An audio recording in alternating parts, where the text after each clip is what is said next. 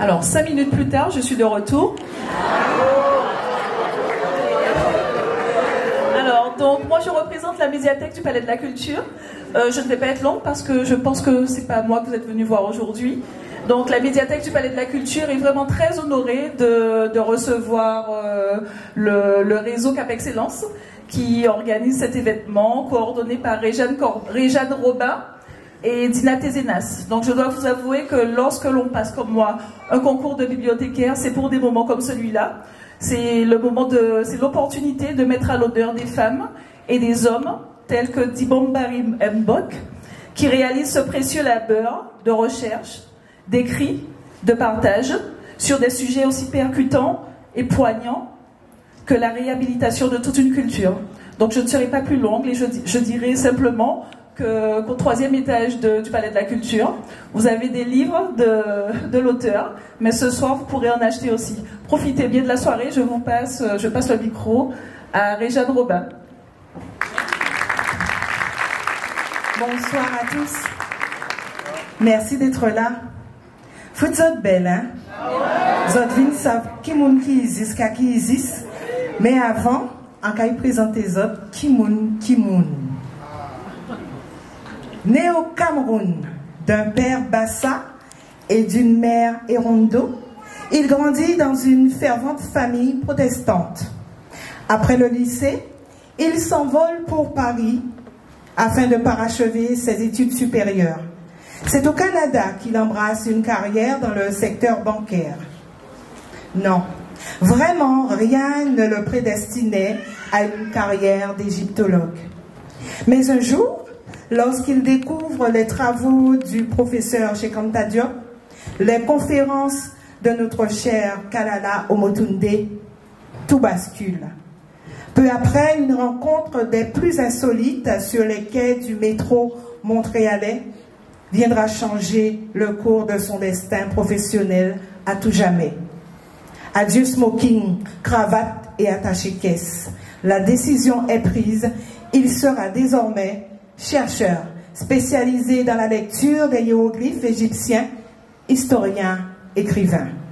Alors commence une quête inlassable de savoir, un parcours à travers des centaines de livres, des dictionnaires de différentes langues africaines et de documents historiques.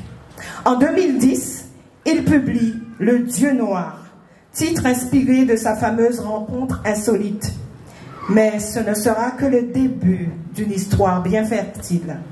Alors qu'il vérifie les propos de Diodore de Sicile à propos du monde de lecture réelle des hiéroglyphes égyptiens, il met au jour une méthode Kuma, un principe analytique qui démontre et confirme que la lecture effective des hiéroglyphes égyptiens repose d'abord sur l'homophonie et la métaphore.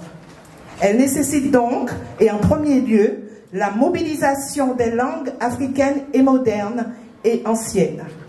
Démarche où la langue guadeloupéenne tient également toute sa place. Il publie alors une série d'ouvrages thématiques tout aussi prisés les unes que les autres. Je ne vais pas toutes vous les citer, mais sachez qu'il existe la méthode Kuma, comme je viens de vous le dire, la crucifixion d'Osiris, le sang du griot, et vous découvrirez les autres. Il a publié également une revue intitulée Kumaba, dont le numéro 9 vient de paraître et que vous pourrez sûrement avoir sur place. Actuellement, enseignant, il œuvre au sein de Nielji, l'école des scribes, pour la formation des étudiants. En dépit d'un emploi du temps chargé, en cette période de carnaval, dont il a déjà su nous montrer les origines et la dimension sacrée au cours de ses précédentes conférences en Guadeloupe, ce soir, en compagnie de M. Jean-Luc Divial Didiolo, je vous présente notre conférencier, M. Tibombari Imbok. Veuillez l'applaudir.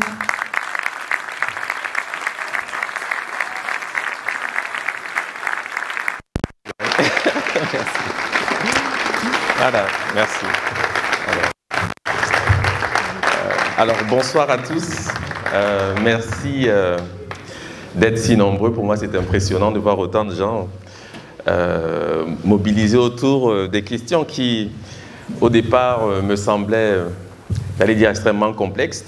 Et le fait que vous soyez aussi nombreux prouve, disons, un travail de popularisation que nous appelons les humanités fondamentales, ou les humanités classiques africaines, eh bien, portent des fruits. Voilà, je vous remercie d'être présent ce soir et j'espère que nous allons passer un moment d'éducation et de connaissances intenses. Voilà, merci beaucoup.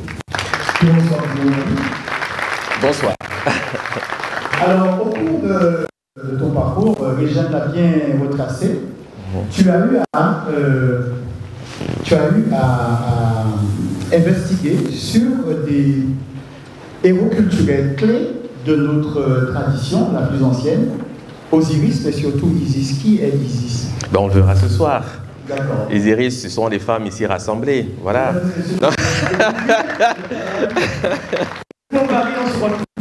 Voilà, merci. Merci. Alors, je suis une semaine environ. J'ai déjà rencontré des questions qui m'ont semblé essentielles pour ce séjour. Et je sais qu'il y en a parmi vous qui auront certainement une meilleure compréhension de ce que nous allons suivre ce soir, parce que j'ai souhaité que cette conférence, disons, soit dans la suite de ce que nous avons pu faire déjà depuis le début de la semaine. Mais, naturellement, je prendrai quand même le temps de contextualiser les choses à chaque fois, parce que pour beaucoup de personnes, je le pense, il y aura quelques surprises, disons, parce que ce sont des travaux qui ne sont pas nécessairement connus. Il y a parfois des idées que nous avons, a priori, et qui font qu'on a souvent tendance à orienter notre pensée vers des conclusions qui parfois ne sont pas justes. Voilà. Donc, je vous prierai d'être des nouveaux-nés aujourd'hui. Ne croyez pas savoir qui est Isis. Je sais qu'il y en a parmi vous peut-être qui ont déjà lu des livres là-dessus, parce que moi je vais aborder la chose en profondeur. D'après une perspective soudanaise, enfin, je pourrais dire mandingue, car en réalité ce sont les corpus mandingues qui m'ont permis de comprendre ce que nous allons échanger ce soir. Et naturellement, c'est à la suite de ces 1h30, 2h10 de communication, les choses ne sont encore pas claires, bien sûr, c'est avec plaisir que je répondrai donc à vos questions. Donc, prière également de noter vos modeste présentation. Car parler d'Isis réellement en 2 heures, c'est une plaisanterie, ok? Mais on va quand même essayer vraiment de dire l'essentiel. Voilà. Donc, le thème que j'ai choisi aujourd'hui, alors, en introduction, naturellement, j'avais pensé que là, cela serait fait car Joel était censé prendre la parole. Je tiens quand même à remercier, d'accord, le réseau des bibliothèques Cap Excellence pour l'accueil qui nous dans ce cadre. Je voulais quand même marquer ma reconnaissance des Guadeloupéens et des Guadeloupéennes sur des questions qui concernent nos premiers chefs, mais qui ne sont pas toujours accessibles et disponibles. Voilà. Autre chose aussi que je voulais dire avant de débuter, j'ai dit que je m'intéresse premièrement au corpus mandingue, et le peuple guadeloupéen est, je l'ai dit, comment dire, héritier en droite ligne en réalité des corpus mandingues, parce qu'une part essentielle de l'ascendance guadeloupéenne vient du mandé, c'est-à-dire on trouve dans la population guadeloupéenne bien sûr des descendants des peuples mandingues. Je ne sais pas si vous savez, mais enfin je parle ici du point de vue de la génétique, l'ADN, enfin des tests d'ADN savent le démontrer. Ce dont nous allons parler ce soir, c'est votre science en fait, elle vous appartient. Et j'aimerais que vous puissiez en faire quelque chose d'utile dans vos perspectives, la compréhension que vous avez des questions relatives notamment, bien sûr, à la philosophie, à la science, mais aussi naturellement à la spiritualité. Car le fait n'est pas simplement de parler de ces choses, l'idée c'est aussi naturellement d'en faire un corpus pratique, quelque chose d'utile pour la vie de tous les jours. Voilà. Donc, le thème du jour, c'est de tous les êtres. J'ai dit que, pour moi, c'est d'ailleurs un honneur de parler d'Isis. Bien honnêtement, parce que le féminisme sacré, c'est quelque chose d'extrêmement puissant, extrêmement intense. Je vais aborder la question, je l'ai dit, d'un point de vue vraiment, fondamental. Donc, je vais souvent solliciter les langues subsahariennes, c'est-à-dire les langues kémites, et avec l'idée que je vais prendre le soin également d'expliquer ce que je suis en train de dire. D'accord? Parce que on ne peut pas comprendre Isis si on ne comprend pas la pensée des peuples qui l'ont formé. C'est-à-dire, Isis, c'est une conquête de l'esprit, et c'est extrêmement complexe. Voilà. Le sous-titre, je vais essentiellement solliciter les corpus.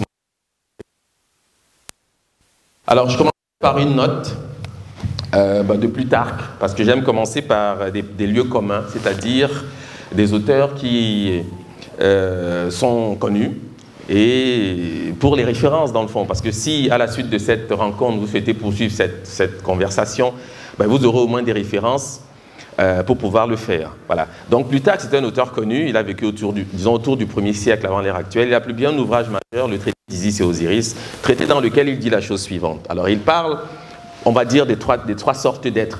On pourrait dire de la Trinité, car en réalité, bon, pour ceux qui ont une culture chrétienne, ils sauront mieux certainement de quoi je parle. La Trinité chrétienne vient de là, ok? Ce sont les trois sortes d'êtres. Alors lui, il le décrit d'après une perspective égyptienne, parce que Plutarque était initié au mystère isiaque. Il a été prêtre à l'oracle de Delphes pendant une vingtaine d'années. Donc Plutarque, c'était un prêtre. On ne le sait pas toujours, on aime mieux dire philosophe. Les prêtres sont aussi des philosophes dans une certaine mesure, mais pour ce qui concerne Plutarque, il faut bien comprendre d'où il parle, c'est-à-dire la perspective qui l'anime. Il a été initié au mystère isiaque, donc quand il publie cet ouvrage, c'est une lettre qu'il adresse à une initiée, une femme qui s'appelle Réa, ou Cléa, c'est Cléa.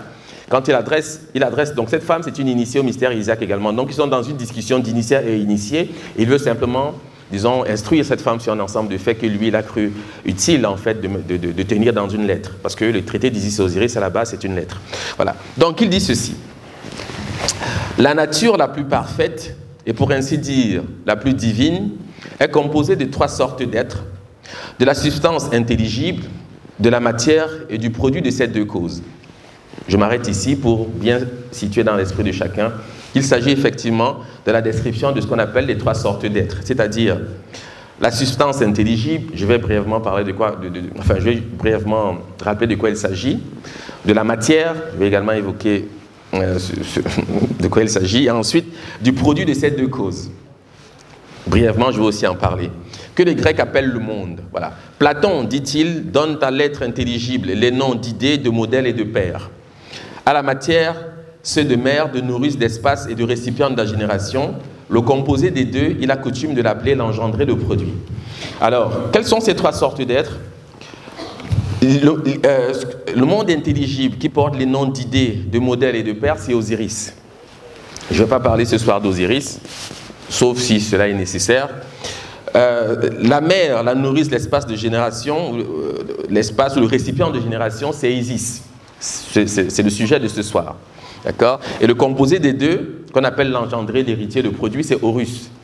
Je donne ces mots ou ces noms, parce que je sais que vous les connaissez. Et en fait, c'est la base de la spiritualité du monde soudanais. Voilà. Et il est question, premièrement, de comprendre donc de quoi il parle. Alors, je ne vais pas insister sur ce discours connu. Je vais immédiatement m'orienter vers les corpus soudanais, en insistant sur un thème bien spécifique. Donc, cette note provient d'un auteur, Malinké, s'appelait Youssouf Tata Sissé. C'était un initié au Como. Le Como, c'est l'ordre initiatique des hommes dans les sociétés mandingues.